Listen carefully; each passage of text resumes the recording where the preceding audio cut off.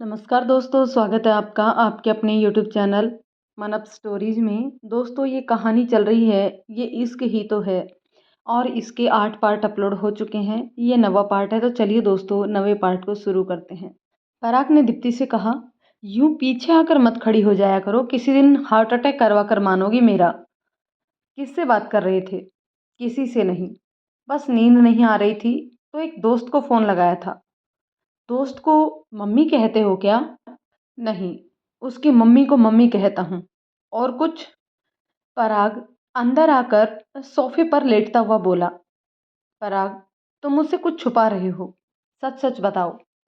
दीप्ति उसके पास आकर बोली। ओहो, शक? तुम शक कर रही हो मुझ पर? पराग उससे अपनी आंखें चुराते हुए बोला। हाँ। नहीं। क्या बात है? क्या छुपा रहे हो मुझसे? क्यों बताऊं? वैसे शक करना पत्नियों को जन्मसिद्ध अधिकार है, लेकिन दीप्ति, शायद तुम एक हफ्ते में ये भी भूल गई हो कि तुम मेरी पत्नी नहीं, बल्कि पति पत्नी बनने का हम नाटक भर कर रहे हैं, समझी? इसीलिए अब चुपचाप सो जाओ और मुझे भी सोने दो। Good night. कहकर पराग चादर तान कर लेट गया। उसका जवाब सुन दीप्ति ने आगे कुछ पूछते ना बना। ये तो दीप्ति को समझ में आ गया था कि पराग अपनी मम्मी से बात कर रहा था, लेकिन इस तरह से। और फिर अगर इसका परिवार है तो इसने आज तक उसका जिक्र क्यों नहीं किया? अपने पापा के लिए ये ऐसे क्यों कह रहा था? इन सभी प्रश्नों के जवाब ढूंढते ढूंढते दीप्ति की आंख लग गई। उसे पता भी ना चला। दीप्ति, दीप्ति, दरवाजा खोलो, तुम्हारे पापा की तबीयत खराब हो गई है। दरवाजा खटखटाने और अपनी मम्मी की हड़बड़ाने की आवाज़ सुन दीप्ति की आंखें खुली। उसे एक पल को भी कुछ समझ में नहीं आया कि बात क्या है। वह उठकर बाहर गई तो देखा पराग और उसकी मम्मी पापा को पकड़कर कार में लेटा रहे थे।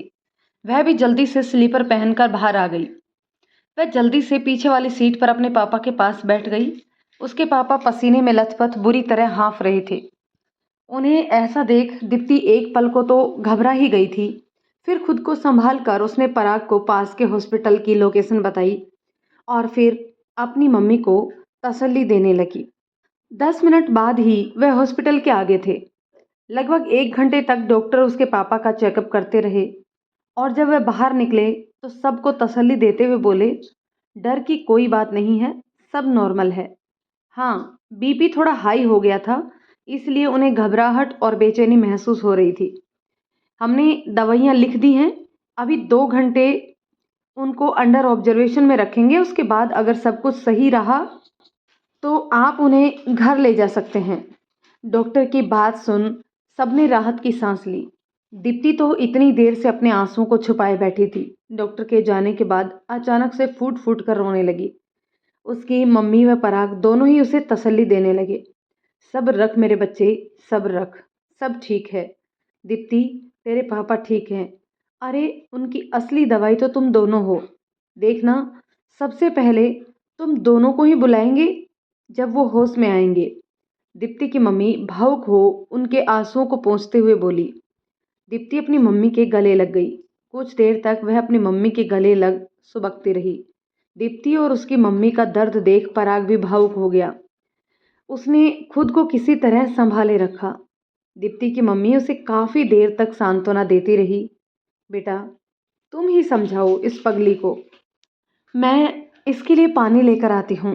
दीप्ति की मम्मी पराग की तरफ देखते हुए बोली। कहकर दीप्ति की मम्मी उसके लिए पानी लेने चली गई। पराग दीप्ति के पास जा उसके कंधे पर धीरे से हाथ रखते हुए बोला, सब ठीक है दीप्ति, पापा जी अब ठीक हैं, कुछ नहीं हुआ उन्हें। तुम्हें तो इस समय मम्मी जी को संभालना चाहिए और तुम हो कि खुद। पराग अभी कुछ कहता उससे पहले ही दीप्ति उसके गले लगकर फिर से बच्चों की तरह सुबकने लगी। पराग के लिए यह सब अप्रत्याशित था, लेकिन इस समय दीप्ति की मनोस्थिति वह अच्छी तरह से समझता था। वह प्यार से उसके सिर को सहलाते हुए बोला, सब ठीक है दीप्ति, कहा ना डॉक्टर ने। वैसे मेरी नकली सड़ू बीवी इतनी इमोशनल कब से हो गई? पराग उसके कान में फुसफुसाते हुए बोला। यह सुन दीप्ति ना चाहते हुए भी मुस्कुरा दी और फिर एकदम से उससे अलग हटकर खड़ी हो गई। अभी वह कुछ और कहते उससे पहले ही अंदर से नर्स ने आकर दीप्ति व पराग को बताया कि पेशेंट सही है और आप सब उनसे मिल सकते हैं। दीप्ति की मम्मी भी आ चुकी थी। तीनों ही जल्दी से अंदर चले गए। सामने बेड पर लेटे दीप्ति के पापा उन तीनों को देखकर मंद मंद मुस्कुरा रहे थे। दीप्ति की मम्मी उनके पास बैठते हुए बोली, ठीक हो ना आप? कहीं दर्द तो नहीं? दीप्ति के पापा ने ना में गर्दन हिला दी। आपने तो मेरी जान ही निकाल दी थी। और दीप्ति, यह पगली तो जब से रोए जा रही है। दीप्ति के पापा ने एक नज़र तीनों पर डाली और फिर धीरे से बोले, बिल्कुल ठीक हूँ मैं। कहीं नहीं जा रहे तेरे पापा। अभी तो मुझे तुम्हारे दोनों के बच्चों को गोद में खिलाना है, समझे? कहकर धीरे से हंस दिए। उनकी बात सुन दीप्ति की मम्मी जहां मुस्कुरा दी, वहीं दीप्ति व पराग ने अपनी नज़रें झुका ली। दोपहर तक दीप्ति के पापा को हॉस्पिटल से छुट्टी मिल गई और वे सब घर आ गए। दीप्ति की मम्मी तो पराग का धन्यवाद करती नहीं थक रही थी। बेटा, आज अगर तुम ना होते तो मैं कैसे तुम्हारा धन्यवाद करूं? मम्मी जी, बार बार आप ऐसे कहकर मुझे पराया कर रहे हैं। मैं भी तो आपका बेटा हूं और ये फर्ज मेरा था। तो प्लीज़ अब आगे से इस तरह की बातें मत करना। हाँ बेटा, तू दामाद नहीं, सचमुच में हमारा बेटा है। पिछले जन्म में कोई पुण्य ही किए होंगे हमने, जो दामाद के रूप में भगवान ने हमें ये बेटा दिया। भगवान तुम दोनों की जोड़ी सलामत रखे। दीप्ति के पापा प्यार से उन दोनों की तरफ देखते हुए बोले। उनकी बात सुन आज दीप्ति को बहुत ही अच्छा लगा। उसकी नज़रें एक पल के लिए पराग के चेहरे पर ठहर गई और नज़रें मिलते ही उसने अपनी नज़रें झुका ली। खाना खाने और दवाई लेने के बाद दीप्ति के मम्मी पापा आराम करने लगे तो पराग व दीप्ति भी अपने कमरे में आ गए। सुबह से परेशानी और भागदौड़ के कारण पराग भी थोड़ा थक गया था, इसलिए उसने सोफे पर लेट आंखें बंद कर ली। दीप्ति जब वॉशरूम से बाहर आई तो पराग को ऐसे लेटे देख वह उसके पास आई। पराग, सो गई क्या?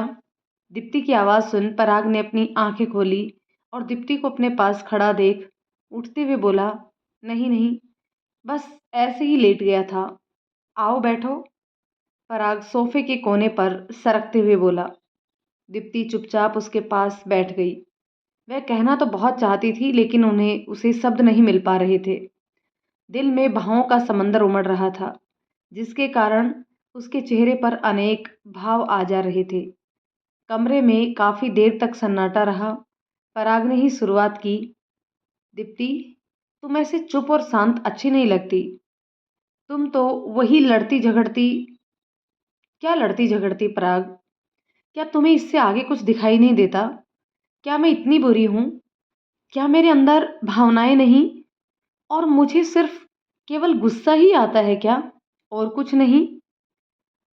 तुम्हें मेरा गुस्सा दिखाई देता है, उसके अलावा कुछ और नहीं? बताओ पराग। दीप्ति भावुक हो पराग के दोनों हाथों को थाम उसकी तरफ देखते हुए बोली, नहीं दीप्ति, मेरा मतलब यह नहीं था। वह सुबह से तुम परेशान थी इसलिए मैं बस तुम्हें खुश। तुम मेरी परेशानी समझते हो, मेरे दुख दूर करते हो, मुझे दुखी नहीं देख सकते। मुझे रोता हुआ देखकर तुम्हारी आंखें भर आती हैं। यहाँ तक कि मेरे मम्मी पापा के लिए ही तुमने जो किया शायद ही कोई और कर पाता। क्यों पराग, क्यों करते हो तुम ये सब? क्या लगती हूँ मैं तुम्हारी? बताओ पराग, मैं सुनना चाहती हूँ आज। आज मैं तुम्हारे मुंह से सुनना चाहती हूँ। दीप्ति भावुक होते हुए बोली। क्या सुनना चाहती हो दीप्ति? क्या सब कुछ शब्दों में ही बयां किया जाता है? एहसास कुछ नहीं। कुछ रिश्ते शब्दों से परे होते हैं दीप्ति, और तुम्हें यह सब समझ नहीं आता तो सुनो। हाँ, मैं तुम्हें दुखी नहीं देख सकता। तुमसे जुड़े किसी इंसान को मैं दुखी नहीं देख सकता। तुम्हारा दुख मुझे दुखी करता है। तुम्हारी मुस्कान मेरे चेहरे पर हंसी लाती है। तुम्हारी खुशी में मेरी खुशी है क्योंकि मैं तुमसे प्यार करता हूँ। हाँ, मैं तुम्हें हंसाने के लिए जोकरों की तरह हरकतें करता हूँ, उछलता कूदता हूँ, तुम्हारे गुस्से को सहन करता हूँ। मुझे अच्छा लगता है। ये सब मुझे अच्छा लगता है क्योंकि तुम खुश रहती हो। लेकिन शायद पराग ने एक ही सांस में अपने दिल के सब जज्बात दीप्ति के सामने रख दिए और बिना उसका जवाब सुने खिड़की के पास आकर खड़ा हो गया। वैसे भी उसे पता था दीप्ति शायद ही उसके प्यार को कभी समझे। शायद नहीं। पराग, हाँ, सचमुच मैं भी तुमसे प्यार करती हूँ पराग। मैं तुमसे बहुत प्यार करती हूँ। तुम्हारी प्यार की तपीस ने इस पत्थर को भी मोम बना दिया। दीप्ति पराग के पास आ उसकी आंखों में झांकते हुए बोली। एक पल को तो पराग को यकीन ही नहीं हुआ, लेकिन दीप्ति ने जब उसकी आंखों से उसे यकीन दिलाया तो पराग इतना भाव विभोर हो गया कि उसने दीप्ति को अपने अंक में भर लिया। और फिर काफी देर तक दोनों के ही नैन सावन भादों की तरह बरसते रहे। ओह दीप्ति, तुम समझ नहीं सकती आज मैं कितना खुश हूँ। आज मुझे मेरा प्यार मिल गया। मुझे यकीन ही नहीं हो रहा। पराग दीप्ति के चेहरे को अपने दोनों हाथों में ले प्यार से उसे देखते हुए बोला। दीप्ति की आंखें शर्म से झुकी जा रही थी।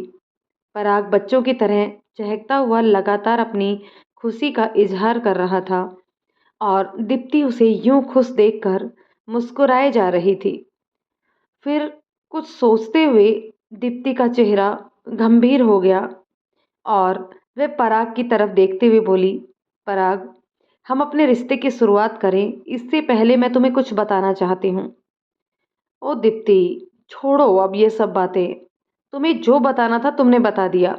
अब इससे ज्यादा मेरे कानों को कुछ नहीं सुनना। पराग उसके पास बैठ उसे प्यार से देखते हुए बोला।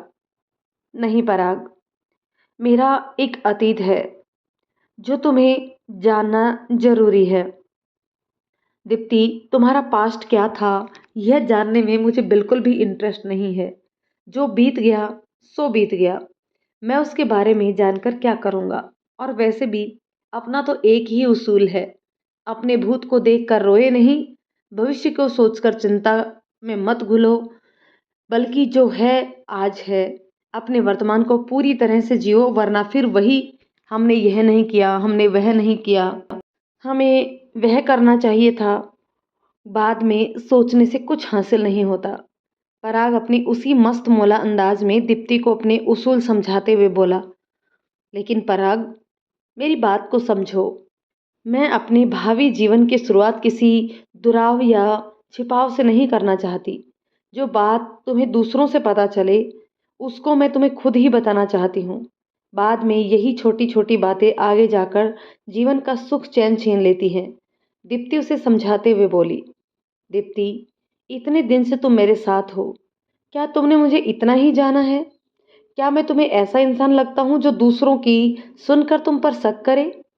और वैसे भी दीप्ति, क्या बताना चाहती हो तुम? यही कि तुम्हारा पहले किसी लड़के से अफेयर या संबंध था, किसी कारण तुम्हारा रिश्ता टूट गया। बोलो, यही कहना चाहती हो ना? अगर हाँ तो इससे इतना परेशान होने की क्या बात है? अरे यार, एक उम्र में अट्रैक्शन होता है, ये एक आम बात है। और फिर आजकल तो शादी से पहले न जाने कितने रिश्ते बनते हैं और टूटते हैं, लेकिन जो अंजाम तक पहुंचे वही सच्चा जीवन साथी। बताओ, इसके अलावा कुछ और कहना है या बस यही? दीप्ति को पराग की बात सुन बहुत ही हैरानी हो रही थी। जो उसके लिए कहना एक पहाड़ सा था, उसने कितनी सरलता से उसकी समस्या का हल कर दिया। इतना बड़ा दिल।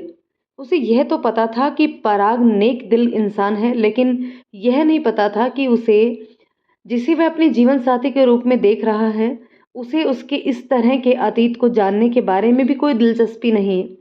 यहाँ तक कि अगर इस तरह का उसका कोई अतीत रहा है तो इससे उसे कोई फर्क ही नहीं पड़ता। लेकिन दीप्ति फिर भी उसे अपने अतीत के बारे में बताकर अपने दिल का बोझ हल्का करना चाहती थी और एक बार फिर से कोशिश करनी चाहिए। पराग, प्लीज एक बार। अरे यार, तुम लड़कियों की सुई एक ही बात पर अटकी क्यों रहती है? मिट्टी डालो अपने पास्ट पर और आज के और अभी के खूबसूरत पलों का आनंद लो, मेरी सड़ू होने वाली पत्नी साहिबा। कहकर पराग जोर से हंस पड़ा और उसको ऐसी बेफिक्री से हंसता देख दीप्ति को भी टेंशन दूर हो गई और वह भी मुस्कुरा उठी। 15 दिन पंख लगाकर बीत गए। कल दीप्ति व पराग की वापसी थी। रात को दोनों अपनी पैकिंग कर रहे थे कि तभी पराग का फोन बज उठा। फोन देखकर पराग परेशान हो गया और उसने फोन को बीच में ही काट दिया। लगातार कई बार फोन आया और उसने हर बार फोन काट दिया। दीप्ति को बड़ा अजीब लगा। क्योंकि पराग कभी ऐसा करता नहीं था। वह तो अनजान कॉल को भी जरूर रिसीव करता। क्या बात है पराग, तुम फोन क्यों नहीं उठा रहे? रॉन्ग नंबर है। पता नहीं कंपनी वाले कितनी बार दिन में फोन करते हैं। अब किस किस का फोन उठाऊं? पराग दीप्ति की बात टालते हुए बोले। पराग, तुम्हें झूठ नहीं बोलना आता। तुम्हारा चेहरा और तुम्हारी जुबान साथ नहीं दे रहे। कंपनी वालों का फोन देखकर तुम इतना परेशान क्यों हो? अभी दीप्ति पराग से बात कर ही रही थी कि फिर से पराग का फोन बज उठा। पराग फोन काटता उससे पहले ही दीप्ति ने उसके हाथ से फोन ले लिया। फोन पर माँ लिखा था। पराग, तुम्हारी मम्मी का फोन है। फिर तुम उनसे बात क्यों नहीं कर रहे? क्यों बार बार उनके फोन को इग्नोर कर रहे हो? बस ऐसे ही कहते हुए पराग फिर से पैकिंग करने लगा। फिर से फोन बजा। दीप्ति ने पराग को फोन रिसीव करने के लिए आंखों ही आंखों में समझाया। ना चाहते हुए भी पराग ने फोन उठा लिया और फोन लेकर वह बाहर आ गया। मम्मी, एक ही बात को कितनी बार समझाऊं? मैं नहीं आ सकता। आपने माफ कर दिया होगा लेकिन मैं नहीं। मैं आपके जितना महान नहीं मम्मी। पैसों की कमी है क्या पापा को? बड़े से बड़े डॉक्टर को हायर करो या फिर घर में ही हॉस्पिटल खुलवाओ, लेकिन प्लीज आगे से उनके लिए मुझे फोन मत करना। कहकर पराग ने फोन काट दिया। पराग, क्या बात है? तुम अपनी मम्मी से ऐसे बातें क्यों कर रहे हो? और तुम्हारे पापा बीमार हैं तो उन्हें दिखाने क्यों नहीं जा रहे? बताओ पराग, क्या है जो तुम्हें इतना परेशान कर रहा है? दीप्ति पराग की परेशानी देखकर खुद परेशान थी। वह उसकी परेशानी बांटना चाहती थी, लेकिन पराग, दीप्ति, क्या करोगे तुम जानकर? छोड़ो। तुमने क्या किया था मेरी परेशानी जानकर? और तुम ही तो कहते हो कि हम दोनों अच्छे दोस्त हैं, और अब तो हमारा रिश्ता दोस्ती से आगे पहुंच गया है। मुझे इतना भी हक नहीं है कि मैं तुम्हारा दुख बांट सकूं। जानना ही चाहती हो तो सुनो। मेरे पापा बीमार हैं। शायद आने वाले कोई भी दिन उनका आखिरी दिन हो सकता है। मेरे पूजनीय पिताजी की इच्छा है कि चाहे 2 घड़ी के लिए ही सही, लेकिन उनके पास जाऊं। मुझे जी भर कर देखना चाहते हैं वो। कहते हुए पराग का चेहरा भावहीन था। पराग, तुम्हारे पापा बीमार हैं और इतने बीमार कि उनका आखिरी समय, और तुम्हारा यह रवैया। अनजान का दुख भी तुमसे नहीं देखा जाता और अपने पिता के प्रति तुम ऐसे कैसे भावहीन हो सकते हो? बताओ पराग। दीप्ति हैरानी से उसकी तरफ देखते हुए बोली। वो आदमी जो दुनिया की नज़रों में मेरा पिता है पर वास्तव में पिता कहलाने के लायक नहीं। जिस समय मुझे एक पिता की जरूरत थी उस समय वह किसी दूसरी औरत के साथ अय्यासियों में। कहते हुए पराग का गला रुंध गया। दीप्ति ने जल्दी से पास रखे जग में से एक गिलास में पानी डालकर दिया। पानी का घूंट भरने के बाद वह पास पड़े सोफे पर बैठते हुए बोला। जब से होश संभाला है अपनी माँ को खून के आंसू रोते देखा है। पैसा पैसा पैसा फेंक मेरे पापा ने अपने सारे कर्तव्यों की इतिश्री समझ ली थी। पिता का मेरी परवरिश में बस इतना ही योगदान है। उन्होंने कभी मुझे प्यार से बात नहीं की, कभी भी मुझे अपनी गोद में नहीं बिठाया। मेरी माँ के सारे हक छीनकर उस दूसरी औरत को, और उस औरत ने अपना मतलब निकाल उन्हें धक्के देकर घर से बाहर निकाल दिया, जिसका उन्हें सदमा लगा और वह बिस्तर पर आ पड़े। मेरी माँ को, जिन्हें उन्होंने हमेशा हीन नज़रों से देखा, उनके अधिकार दूसरी औरत को सौंप दिए। आज वही मेरी माँ उनके सारे गुनाह माफ़ कर उनकी सलामती की दुआ के लिए रोज़ मंदिरों में माथा रगड़ रही है। लेकिन मैं अपनी मम्मी जैसा महान नहीं। मैं उस आदमी के मरते दम तक सूरत नहीं देखना चाहता। अपनी आंख में आए आंसुओं को छुपाने के लिए पराग जाकर खिड़की के पास खड़ा हो गया। आज दीप्ति को पता चला कि बात बात पर इतना हंसने खिलखिलाने वाला पराग वास्तव में अपनी हंसी के पीछे अपने दुखों को छुपा रहा था। पराग, तुम अपने सीने में इतना दर्द दबाए बैठे थे और किसी ने कभी जानने की कोशिश ही नहीं की। कोई कोशिश करता भी कैसे? तुमने अपने चेहरे पर खुशी का झूठा नकाब जो ओढ़ रखा था। दीप्ति कुछ सोचते हुए पराग के पास गई और उसके चेहरे को पढ़ते हुए बोली। पराग, तुम अपनी मम्मी के लिए जी रहे हो ना? अपनी मम्मी की खुशियों से बढ़कर तुम्हारे लिए कुछ नहीं। यही कहा था ना तुमने कि तुम्हारी मम्मी ही तुम्हारा सब कुछ है, तो पराग उस माँ की खुशी के लिए ही तुम्हें एक बार अपने पापा से मिलने जाना ही पड़ेगा। क्यों जाना पड़ेगा? नहीं जाऊंगा मैं, पराग लगभग चिल्लाते हुए बोला। पराग, प्लीज शांत हो जाओ। इस समय तुम्हारी मम्मी अकेली है, उन्हें तुम्हारी ज़रूरत है। अपने पापा के लिए ना सही, अपनी मम्मी के लिए उनके पास चलो। उन्हें एक सहारे की ज़रूरत है। क्यों उन्हें इस दुख में अकेले छोड़ रहे हो? प्लीज़ पराग, मेरी बात मान जाओ। पराग को कुछ समझ नहीं आ रहा था। वह अपना सिर पकड़कर बैठ गया और इधर दीप्ति अपना लैपटॉप खोल उस पर जल्दी जल्दी उंगलियां चलाने लगी। सुबह उन दोनों को विदा करते हुए दीप्ति के मम्मी पापा बहुत ही भावुक हो गए थे। उन दोनों को अकेला छोड़कर जाने का दिल तो दीप्ति व पराग का भी नहीं था, लेकिन क्या करे, नौकरी भी जरूरी थी और दूसरा पराग के पापा की बीमारी, जिसका उन्होंने अभी दीप्ति के मम्मी पापा के सामने जिक्र नहीं किया था। दोनों ने जल्दी से दोबारा आने का वादा कर उनसे विदा ली। एयरपोर्ट पर बेंगलुरु जाने वाली फ्लाइट के अनाउंसमेंट होते ही दीप्ति उठकर खड़ी हो गई। चलो पराग, हमारी फ्लाइट की अनाउंसमेंट हो गई। बेंगलुरु? लेकिन हमें तो, पराग हैरानी से उसकी तरफ देखते हुए बोला। नहीं पराग, अभी हमारा बेंगलुरु तुम्हारे मम्मी पापा के पास जाना ज़्यादा ज़रूरी है। और तुम अकेले नहीं जा रहे, मैं भी तुम्हारे साथ चल रही हूँ। और हाँ, रात को ही मैंने अर्जुन को छुट्टी आगे बढ़ाने की मेल कर दी थी। दीप्ति की बात सुन पराग के चेहरे पर फिर से परेशानी की लकीरें खिंच गई। दीप्ति, मैंने तुम्हें बताया था ना। उसके बाद भी उसके बाद भी क्या पराग? तुम्हारे पापा ने जो तुम्हारे साथ किया, जरूरी है तुम भी उनके साथ वही करो।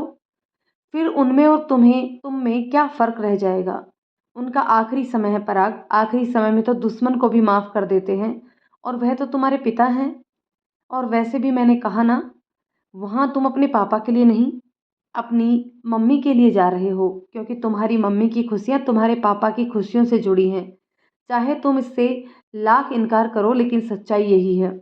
दीप्ति की बात सुनकर पराग कुछ नहीं बोला। वैसे भी कल से वह बहुत परेशान था और इस परेशानी के कारण उसे कुछ सूझ नहीं रहा था कि वह क्या करे और क्या नहीं। फिर कुछ सोचते हुए वह दीप्ति से बोला। दीप्ति, तुम वहाँ जाकर क्या करोगी? बेकार में परेशान हो जाओगी। नहीं पराग, मेरा तुम्हारे साथ चलना जरूरी है। इस समय जो तुम्हारी मानसिक स्थिति है, उसमें तुम्हें मेरी ज़रूरत है। और फिर अब तुम्हारी परेशानी मेरी भी तो है। एक साथ मिलकर ही हमें जीवन के सुख दुख बांटने हैं, तो इसकी शुरुआत अब से ही क्यों ना करें? दीप्ति पराग का हाथ अपने हाथ में पकड़ते हुए बोली। उसकी बात सुन पराग ना चाहते हुए भी मुस्कुरा उठा। 2 घंटे बाद ही दोनों बेंगलुरु शहर में थे। पराग ने अपने घर के लिए कैब बुक कर दी और लगभग आधे घंटे बाद कैब एक आलीशान बंगले के सामने जाकर रुकी। थकावट के कारण दीप्ति की आंख लग गई थी। पराग ने उसे धीरे से जगाया तो वह आंखें खोलते हुए बोली। पराग, तुम्हारा घर आ गया क्या? दोनों ने कैब से उतरकर अपना सामान निकाला। दीप्ति चारों तरफ नजर घुमाते हुए बोली। कौन सा है तुम्हारा घर? दोस्तों, इस कहानी के इस पार्ट को यहीं रोकते हैं। मिलते हैं एक और पार्ट में। तब तक के लिए ये कहानी आपको कैसी लगी कमेंट करके ज़रूर बताइएगा। यदि ये कहानी आपको पसंद आती है तो इसे लाइक शेयर कर दीजिए, और यदि चैनल पर नए हैं तो प्लीज़ चैनल को सब्सक्राइब ज़रूर कर लीजिए। तो दोस्तों, मिलते हैं कहानी के नेक्स्ट पार्ट में। तब तक के लिए शुक्रिया।